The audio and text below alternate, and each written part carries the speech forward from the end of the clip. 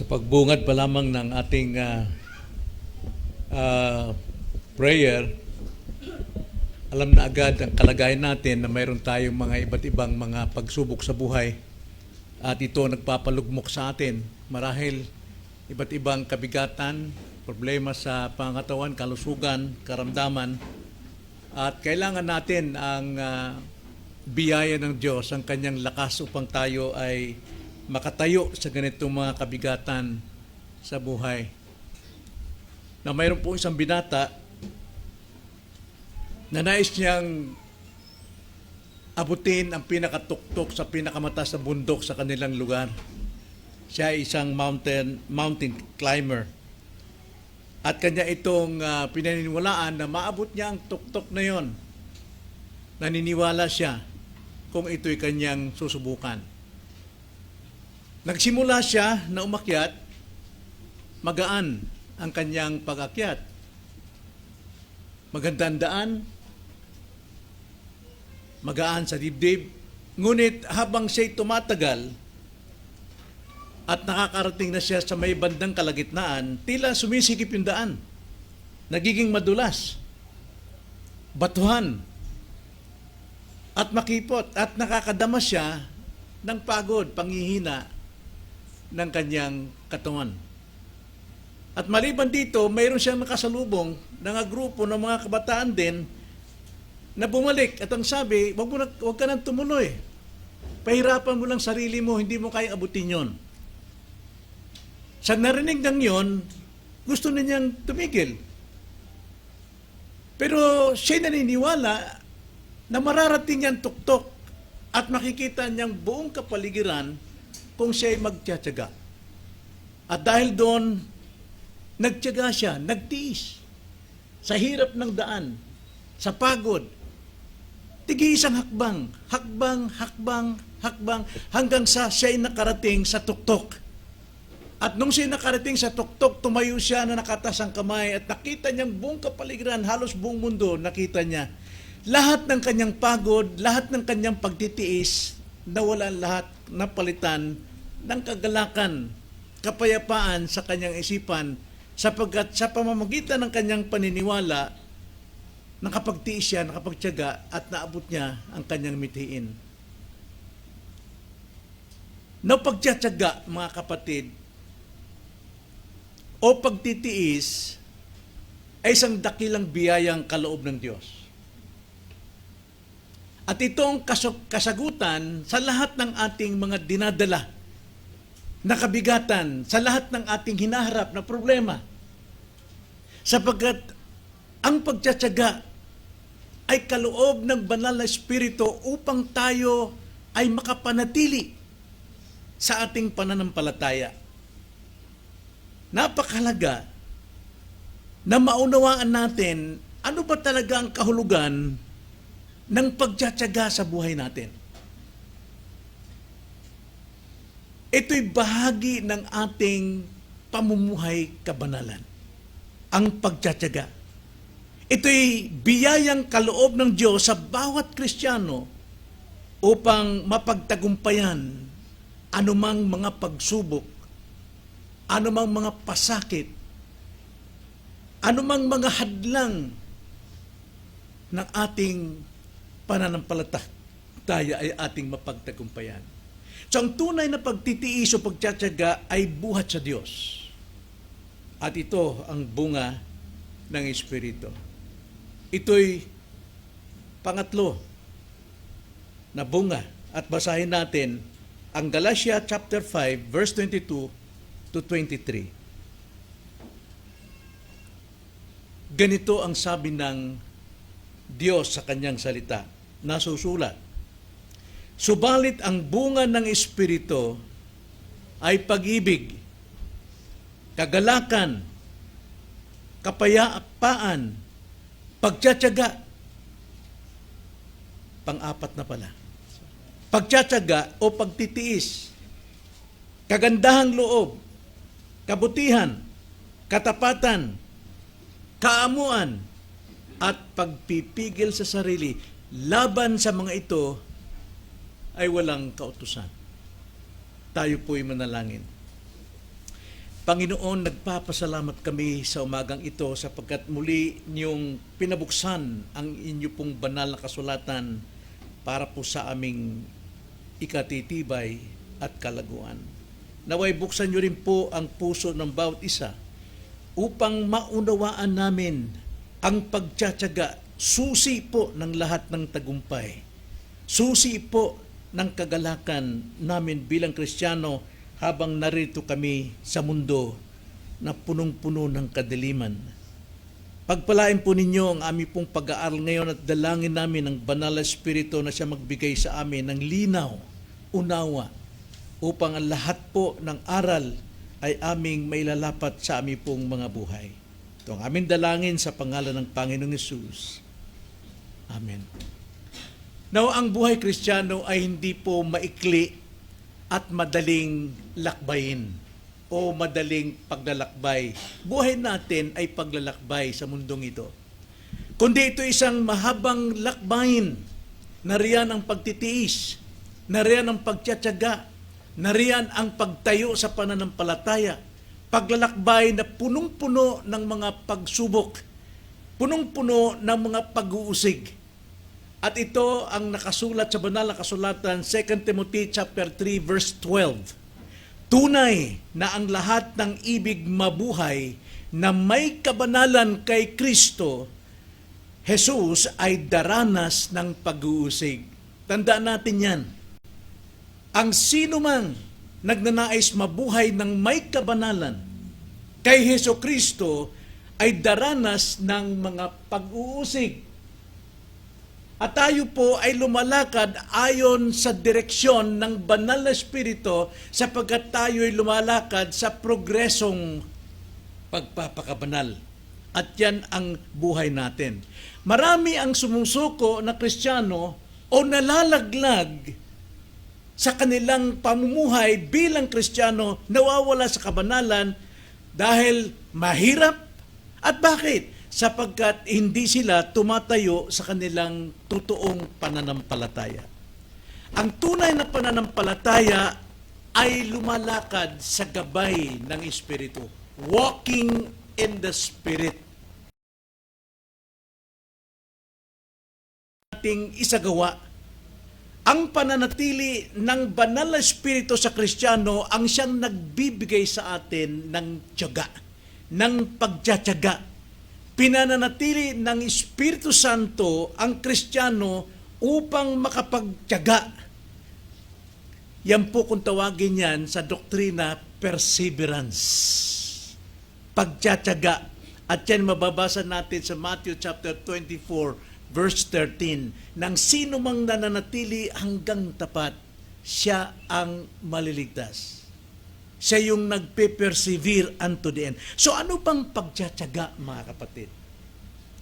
Hanggat hindi natin nayapos ang katotohanan o kahulugan ng pagtsatsaga, baliwala lang sa atin ito. Parang instinct lang natin. Pero kung ating alamin kung ano pong nilalaman ng pagtsatsaga, ito po ay malalim na pasensya. At ang malalim na pasensyang ito ay kaloob ng Diyos sa bawat Kristiyano. Malalim na pasensya sa gitna ng pagsubok. Hindi sa gitna ng kasarapan ng buhay. Kundi ang malalim na pasensya o pagtsatsaga ay nakikita sa gitna ng pagsubok. Sa gitna ng hindi pagsuko sa kalooban ng Diyos sa buhay ng Kristiyano. Patuloy na nagpapakita ng tiwala sa Diyos sa kabila ng dinadanas na kabigatan ng kanyang buhay, sa kabila ng mahihirap na kalagayan. Pagtitiis po ay hindi likas sa atin. Kadalasan sa atin, mainipin tayo, apurado tayo, hindi tayo makapaghintay. Mas humahanap tayo ng mas madali.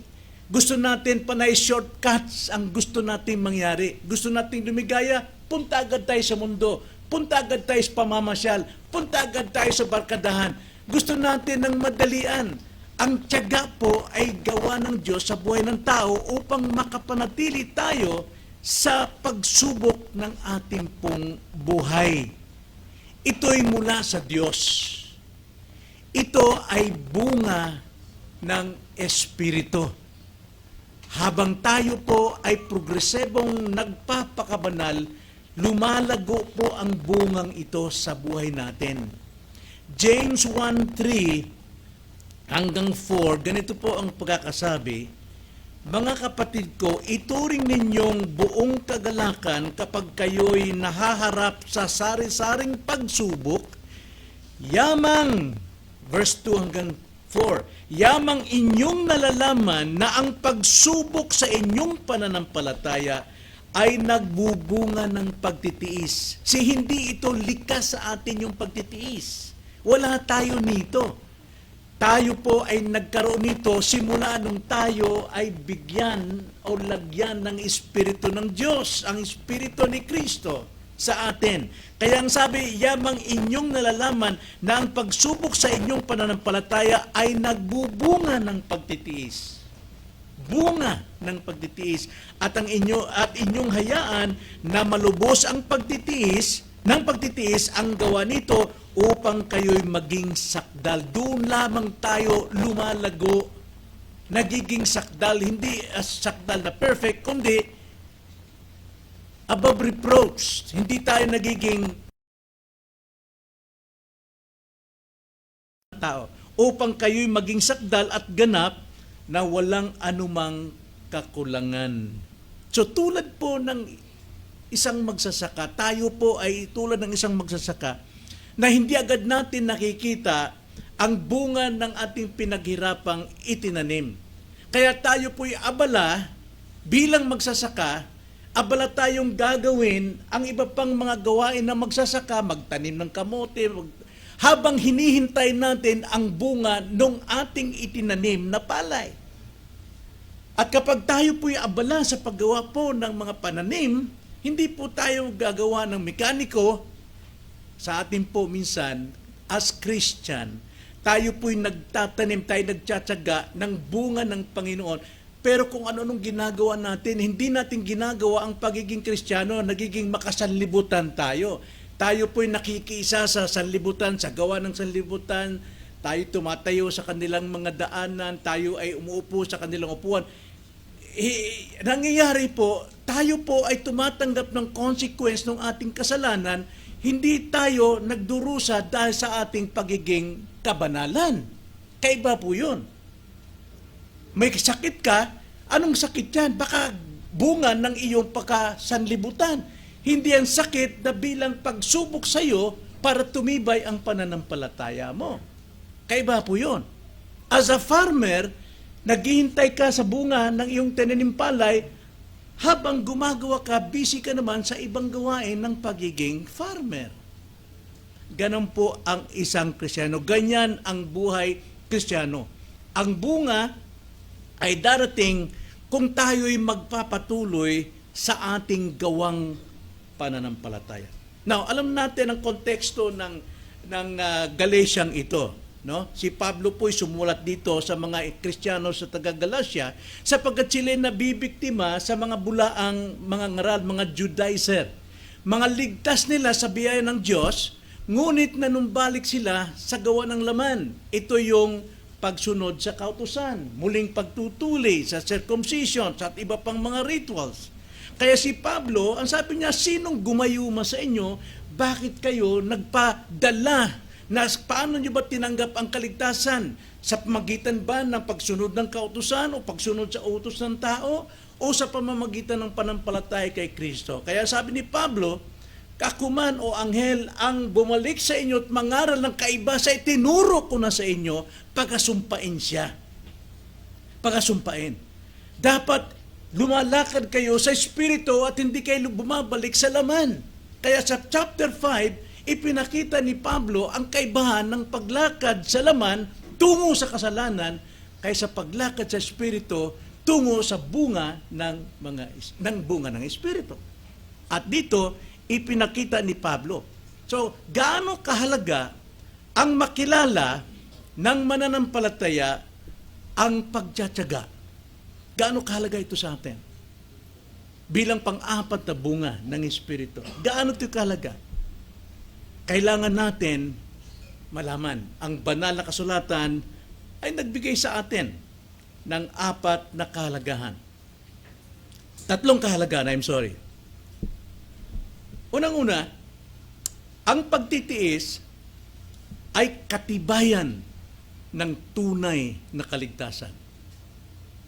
Ang pagtitiis ay katibayan ng tunay na kaligtasan. Yun yung unang-unang mahalaga sa atin.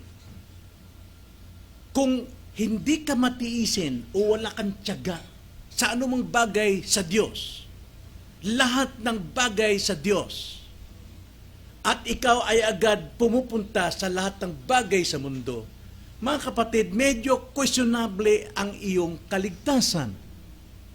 Sapagkat ang pagtsatsaga ay bunga ng Espiritu. At ang Espiritu ang siyang nananahan sa isang Kristiyano. Verse 30, Matthew chapter 24, verse 13. Ganito po ang pagkakasabi.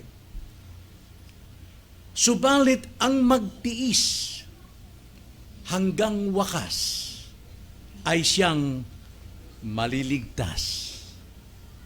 Na dapat nating unawain ang konteksto nito, ito ay sa darating na persecutions. Ang kasamaang walang pangalawa. Ito'y sa year 70 AD na tumutukoy din naman sa darating na pagdurusa sa second coming of Christ. Nang sabi rito, ang magtiis hanggang wakas, siyang maliligtas. Nang kausap ni Pablo, ni Jesus dito, ay ang kanyang mga alagad, they are saved already. Kaya hindi ka maliligtas sa iyong pagtitiis, kundi ang iyong pagtitiis, siya yung palatandaan na ikaw ay isang ligtas. Kanya nga, ang pagtitiis ay katibayan ng tunay na kaligtasan. Katibayan ng tunay na kaligtasan ay ang perseverance, ang pananatili. Tunay na Kristiyano ay hindi po sumusuko agad. Hindi sumusuko sa kanyang pananampalataya kahit sa gitna ng matitinding pagsubok o trials. Makikita natin yan. Ang isang mapalad na tao, inilarawan ni Haring David sa Psalms 1. Kahit siya ay nasa sanlibutan, tatlong katangian ang makikita natin sa totoong ligtas na siya'y nananatili, may tiyaga.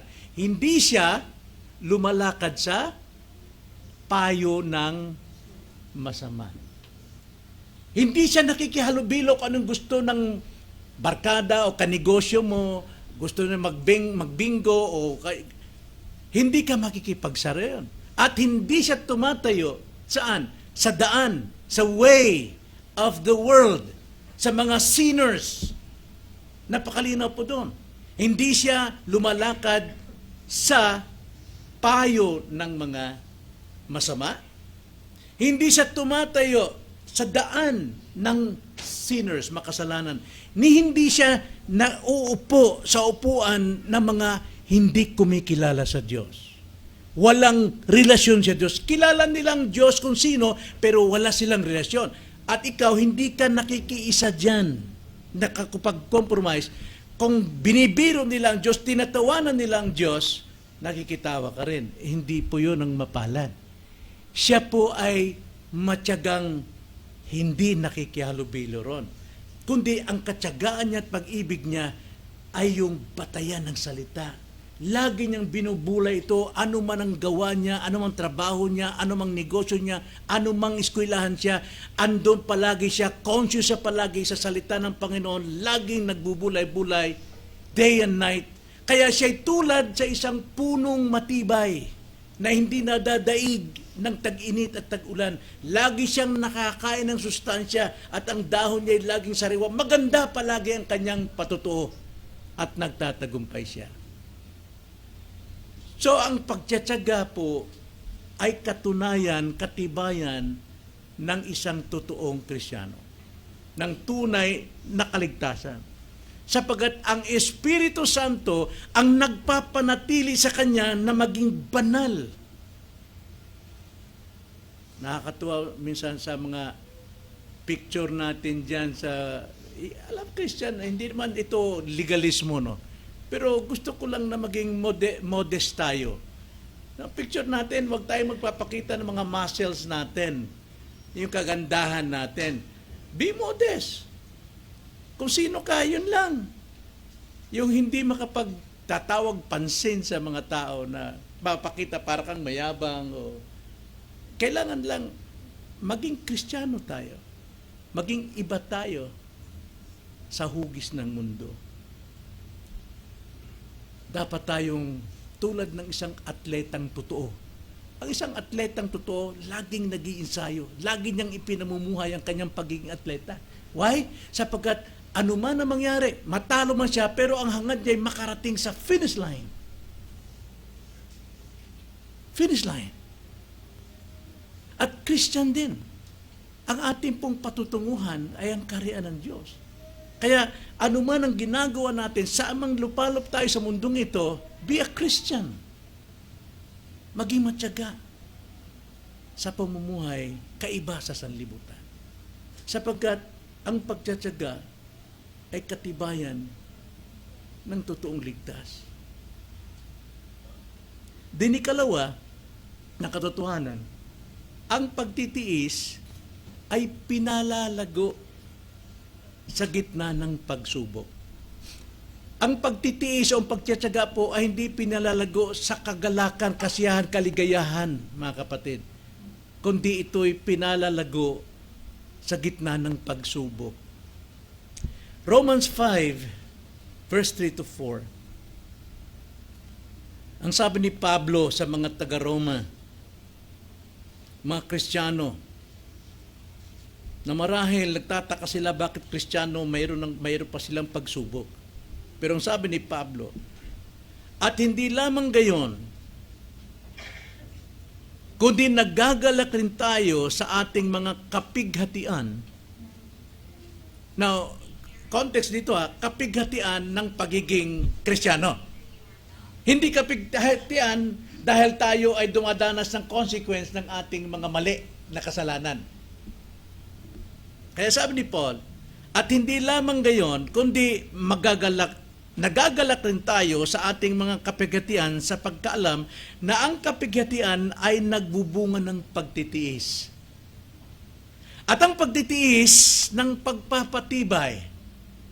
At ang pagpapatibay ng pag-asa. See, yung tiyaga natin, abutin natin ng pag-asa. Tulad nung isang mountain climber, napapagod na siya. Pinagsabihan siya, huwag ka nang tumuloy. Hindi ka magtatagumpay. Gusto na siyang tumigil. Pero andun yung kanyang paniniwala na siya makakarating sa tuktok, kaya pinanatili siya sa kanyang pagtitiis. Sa maliit na hakbang, nakarating siya. Kaya ang sabi nito, at ang pagtitiis ng pagpapatibay. At ang pagpapatibay ng pag-asa. So anong kapighatian ang sinasabi dito? Sa ibang salin ng Tagalog, pagbabata. No? Pagbabata, pagtanggap, parang binubugbog ka. Pero sa salin din sa atin, ito po ay kapighatian. Anong kapighatian dito? Tingnan natin sa James. Chapter 1, verse 2 to 3. Mga kapatid ko, ituring ninyong buong kagalakan kapag kayo'y naharap sa sari-saring pagsubok. Kapag kayo'y nagbabata, nahaharap sa sari-saring pagsubok. Yung kapighatian dito, mga kapatid, ay sari-sari. Pero nasa context ng pagiging masunurin sa Diyos o namumuhay sa pananampalataya sa Diyos. Either yung sari-saring ito, technicolor ang sabi sa Greek yan colored. Marahil may cancer ka. Marahil mayroon kang bukol sa kidney. Marahil may TB ka. Lahat ng karamdaman nasa iyo. Lahat ng paghihirap, lahat ng kakulangan, technicolor nga Sa context na ikaw po ay namumuhay bilang Kristiyano. Sapagkat mayroon din pong paghihirap na dinadanas natin, karamdaman at iba pang karamdaman na hindi bunga ng ating pagiging Kristiyano, kundi bunga ng ating pagiging makasanlibutan. 1 Timothy at Peter chapter 4 verse 5. Kaya sabi ni Pedro, sana huwag kayong maparusahan o mapahiya sa inyong sa inyong pagdurusa dahil kayo'y makasalanan at hindi kayo Kristiyano.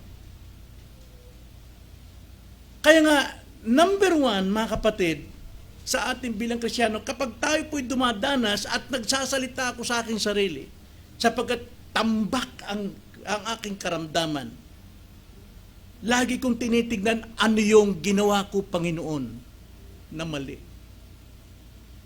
Ano yung mga dapat kong pagsisihan before na siyang consequences at the present time na ako'y Kristiyano na. Kailangan nating lugiton ang ugat. Kailangan nating bunutin yung ugat na yun. Kadalasan sa atin sorry Panginoon, para tayong naglinis ng damuhan, yung lakatan na damo na matigas ang ulo. Linisin mo sa ibabaw, bukas tutubo na naman. No! Kailangan puntahan mo yung pinakaugat. Then ask for forgiveness. At kung tayo po'y nag-ask ng forgiveness, then continue living as a Christian kahit nandiyan pa yung karamdaman na hindi mawawala sa iyo. Be thankful to God na mayroon kang karamdaman dahil aktibo kang kinikilala mong sarili mo at ang Diyos na siyang nagpipreserve sa iyo. Hindi ka dapat panghinaan Pag may karamdaman kung saan-saan tayo tumatakbo, dapat takbo tayo sa Diyos. Magtiyaga tayo. Lumapit tayo sa Kanya. Kaya nga, as a Christian, nagagalak tayo sa ating mga pagsubok, sa ating mga trials, sa ating mga sari-saring trials sa buhay. Nagagalak tayo. Ginagamit ng Diyos ang mga pagsubok upang palakasin ang ating pananampalataya. Pero kadalasan, maraming Kristiyano, kapag may pagsubok, pupunta agad doon sa pantao na kagalakan. Humihina ang ating paniniwala sa Diyos. Ang ating pagtsatsaga, nawawala. Ang mga tunay na Kristiyano ay hindi lumalayo sa Diyos sa tuwing mayroon siyang nararamdaman na alam niyang Diyos lang ang makatutugon sa kanyang kaligayahan. Ang ginto po, hindi po yan dadalisay kung walang apoy. Kailangan yan isa lang sa naglalagablab na apoy upang ang ginto lalabas siyang dalisay sapagkat kahit ginto na yan, mayroon pang latak yan. At kapag habang dinadangkayan sa apoy, nawawala yung latak, lumalabas yung pinakadalisay. Yun ang layunin ng Diyos sa buhay natin. Na lahat po ng ating latak, sins, ay dapat lumabas. Because God is faithful and just to forgive us if we confess unto Him our sins. Minsan, hindi lumalayo sa ating karamdaman dahil mayroon pa tayong kinakapitan na mas higit pa sa Diyos na pag-asa. May stronghold pa ang sin sa iyo. So, alam nyo, para sa akin, hindi ko sinasabing sa inyo, anong silbi ng buhay ko? Yung kagalingan kong ito, kung dadaling ko lang sa sanlibutan. Kung manguugali lang ako ng tulad ng nasa ugali ng sanlibutan. Huling buhay na ito, mga kapatid, pasalamat ang paglilingkod ko sa Kanya ito. Kung hindi man ako pastor, kung ako isang ordinary na, maaaring ipaglingkod ko pa rin sa ibang tao na mag-share ako sa kanila, magpalakas ako sa kanila, makita nila sa kabila ng aking pagkamahina ng aking katawan ay nakikita lang malakas ako sa pananampalataya sa Diyos. Hindi yung self-pity. Kailangan apoy. Alam nyo, ang pagsubok sa ating panampalataya ay tulad din ng pagbabarbel eh. Noong araw, nagbabarbel, miyembro ako ng YMCA dahil sa pagbabarbel. At lagi kong sinasabayan si Rolando San Miguel. Siya ay Mr. Philippines, 1960. At sinasabayan ko rin si Rolando Dantes, na yung bumida sa arnes, yung primerong arnes na malaking katawan. Malalaking tao sila, dito lang ako. Sinasabayan ko silang mag-exercise kasi habang bumibigat yung kanilang binubuhat, tuwang-tuwa sila. At nakikita ko namumusog yung kanilang mga muscle kapag sila po'y nagbubuhat ng mabigat. Habang nai-stress yung kanilang katawan, lumulubo yung kanilang mga muscles. Ganun din po, habang nai-stress po yung ating faith, yung ating pagtsatsaga, lumalaki yung ating pananampalataya. Tumitibay ang ating pananampalataya. Hindi ka agad nadadown sa mga problema. Hindi ka agad nagsiself-pity. Konting sipon, hindi ka na-attend, talo ka ng iyong pagtsatsaga. Malaki na agad ang katuwiran mo, ayaw mong paglaban. Hayaan mong may stress ang muscle ng faith mo. At natutuwa ang Panginoon doon ay pinaglalaban mo yung panampalataya sa Kanya. Ganon din ang mga Kristiyano. Ginagamit ng Diyos ang mga pressure sa buhay, mga trials, mga persecutions upang palaguin ang ating pananampalataya. Nakita niyo kahalagahan ng pagtsatsaga? Kung wala kang tiyaga, wala kang nilaga. Tiyaga ang kailangan natin. Perseverance. Unto the end. So yun yung nakita nating kahalagahan ng pagtitiis. Una, ito po ay katibayan ng tunay na kaligtasan. Ikalawa, ito ay pinalalago sa gitna ng pagsubok. At ikatlo, pagtitiis ay ginagantimpalaan ng buhay. Ginagantimpalaan ng buhay. Na mayroon na tayong buhay, sapagkat lahat ng tao, ang sabi sa John chapter 1 verse 3, ang buhay siyang ilaw natin at ang ilaw na ito mula sa ating Panginoon. Kaiba naman yung sa verse 1 at John 1:12 nang sino mang sumampalataya at tumanggap kay Kristo, binigyan ng karapatan maging anak, buhay na walang hanggan naman yon. So mayroon tayong buhay na walang hanggan. Hawak na natin yan. Pero yung buhay pong binibigay sa atin ay matagumpay na buhay kahit sa matinding mga pagsubok sa ating kasalukuyan. James 1:12. Ganito po ang pagkakasabi. Mapalad ang taong nagtitiis ng pagsubok sapagkat kapag siya ay subok na, siya ay tatanggap ng putong ng buhay na ipinangako ng Panginoon sa mga nagmamahal sa Kanya. Taglay na natin ang buhay na wala hanggan. Now, but not yet. Yung pong kabuuan nito, ibibigay sa atin yung putong ng buhay sa atin. Bakit po? Dahil sa ating pagtsatsaga. Pagtsatsaga. Hindi mawawalan ng kabuluhan ang pagtsatsaga natin, mga kapatid. Tanda natin, lahat ng pagsisikap natin sa mundong ito, hanggang mundo lang yan. Ngunit lahat ng pagtsatsaga natin sa mundong ito, may putong ng buhay. Yun ang kamalian ng maraming Kristiyano. Hindi sila nakatuon na panlangit na bagay. Colossians 3:1. Kung ikay Kristiyano at si Kristo na sa iyo, isipin mo palagi ang mga bagay sa panlangit. Iyon na hindi mawawala sa atin. Kaya napakababaw ng ating kaligayahan kung nakatuon lang tayo sa panlupa, temporaryo lamang. Kaya kadalasan sa atin, nakukompromise tayo dahil mas napapahalagan natin yung buhay dito sa lupa. Nasa atin na yun eh.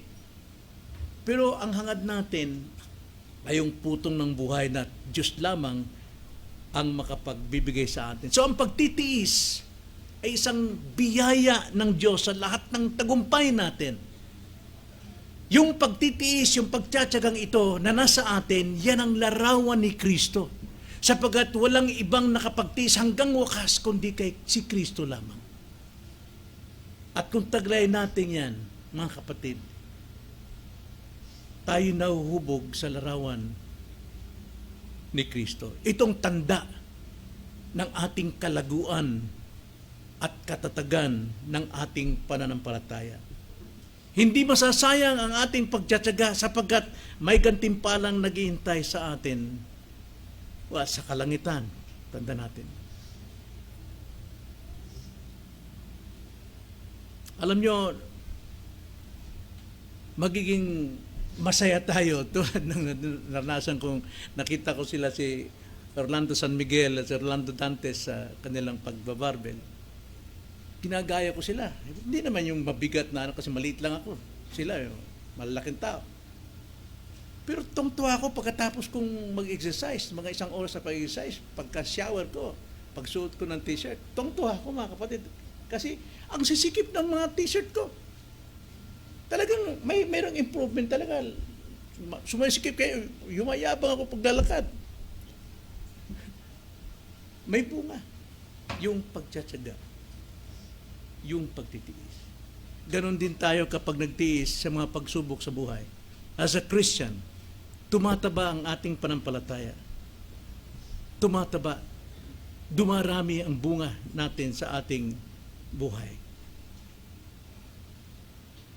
At ganoon din tayo. Magtiyaga tayo. Ang ating pagtsatsaga at pagtitiis, hindi lang minsan. Tanda natin yung Matthew 24:13. Ang makapagtitiis hanggang wakas. Yun yung tunay na ligtas. Makakasama natin ang Panginoon. So ano pong aral, mga kapatid, ngayong umaga sa ating pag-aaral na ito tungkol sa pagtsatsaga? So magtiyaga na tayo. Hindi pagtsatsaga tulad ng sanlibutan, kundi pagtsatsaga natin ay dahil bunga ng Espiritu na nasa atin. Kailangan nating isagawa ito. Ikilos natin ito. Nasaan ang ating pagtitiwala? Kung sa sarili lakas tayo, sa ating sariling galing, madali tayong sumuko. Kasi sa Bisaya, paumhan nato. Talagang bibigyan natin ng mas higit na pansin kung ano yung ating pakiramdam, damdamin. Pero kung pagtsatsaga ang ating ipamumuhay, walang makakahadlang dyan. Kailangan natin ang pagtitiwala kay Kristo. Saan man tayong trabaho. Ang pagiging Kristiyano natin ay lapat sa lahat ng bahagi ng mundong ito. Huwag nating gawin yung iba na Kristiyano kapag kasama ang mga Kristiyano. Pero pagkakasama ang mga kasama sa trabaho, kaisa na siya sa mga taong nasa trabaho. Maging iba tayo. Magsalita tayo, umawi tayo, tumingin tayo, mag-isip tayo, kaiba sa mundo. Kailangan talagang makita sa atin ang pagtsatsaga. Kaya ang tanong, paano tayo tumutugon sa mga pagsubok na nasa atin ngayon? Paano natin ito? Nawawalan tayo ng pag-asa, nangihina tayo, higa na lang tayo. Ba't hindi mo pagtiwalaan si Kristo para mapalago ang pagtitiis mo? Ay magtiyaga ka. Nabigyan siya ng luwalhati sa buhay mo sa kabila ng paghihirap, pagdurusa mo. Hindi ko sinasabi na kung hilo ka, hindi ka makalakad, ipipilitin mong sumamba, hindi yan ang ibig kong sabihin. Kundi hanggat kaya mo, naluwalhatiin ang Diyos. Utos yan, nasusulat yan. 1 Corinthians 10:31. Whether you eat or drink or whatever you do all for the glory of God. Yun po yung pagtsatsagaan natin. Hindi agad na tayo parang isang kandila na kunting hangin na mamatay, nawawalan tayong gana. Kailangan lagi tayong nag-iliwanag sa ating pagiging Kristiyano. Matyaga. Palakasin natin ang ating kapwa-kapatiran na nanghihina dahil sa kanilang pananampalatay problema. Sa pamamagitan ng iyong pagtsatsaga, nanarayang ka. Ano man ang kanilang kalagayan, sila po ay lalakas at titibay din dahil sa iyo. Pero kung lagi kang nag-awa sarili mo, hindi ko na...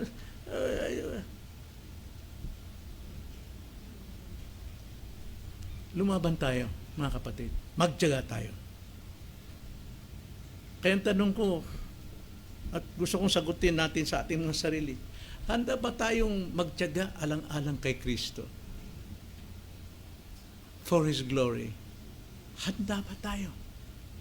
Kaya ba nating tiisin yung maliliit na hadlang sa buhay natin? Tanda natin mga Kristiyano sa panahon ni Peter, kahit na sila'y sinisilaban na, maawit pa rin. Nagtsatsaga pa rin magpuri sa Diyos sa kabila ng lahat.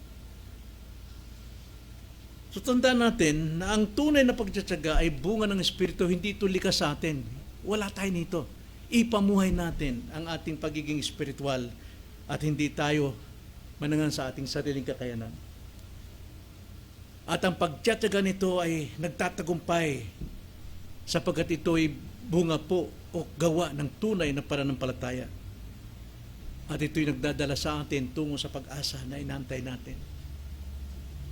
Ang putong ng buhay. Kaya sa umagang ito mga kapatid, nawa ihanda natin na ang ating sarili sa bunga ng Espiritu na sa atin ang pagtsatsaga.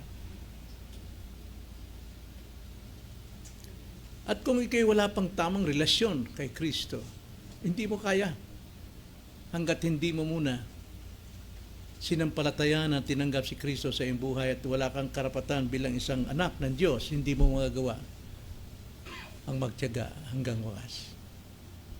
So kumubuhay mo sa Panginoon. Tayo manalangin. Panginoon, maraming salamat po sa umagang ito, sa inyong mga salita, na siya nagbibigay sa amin ng lakas, ng apoy sa aming mga puso, upang huwag kami magpadaig sa aming laman, upang huwag kami magpadaig sa mundo, kundi tumayo kaming matyaga, alang-alang kay Kristo na aming Panginoon. Ito ang aming dalangin sa pangalan ng Panginoong Hesus. Amen.